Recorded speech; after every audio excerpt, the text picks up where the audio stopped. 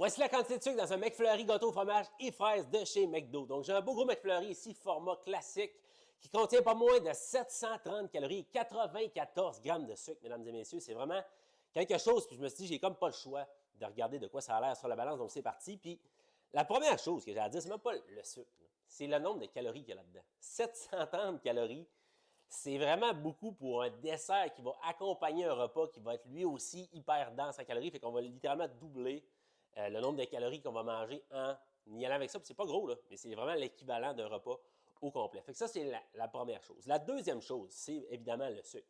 94 grammes de sucre, c'est exceptionnel, littéralement.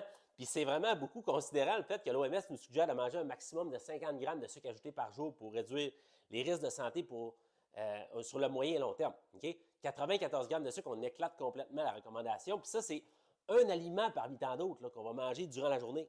Okay? Fait c'est sûr que c'est facile de se mettre dans des situations pas possibles si on mange ce genre de repas ou de dessert-là régulièrement. Encore une fois, je ne suis pas en train de te dire quoi faire, je ne suis pas en train de te dire quoi manger. Mange-en, les McFlurry, mange-en à 10 000, ça te tente.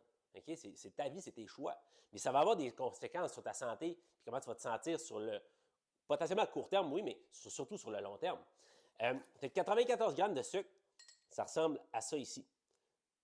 Exactement à ça ici. C'est vraiment beaucoup, c'est du stock, là, on va se le dire.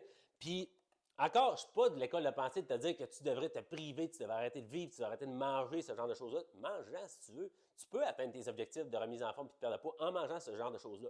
Par contre, c'est sûr que si ça arrive régulièrement, tu ne te donnes pas même une chance. Fait que si tu veux atteindre des objectifs de remise en forme, de perte de poids, puis être dans la meilleure santé globale possible, limite ce genre d'aliments-là parce que ça va faire une différence sur le court, mais surtout sur le long terme.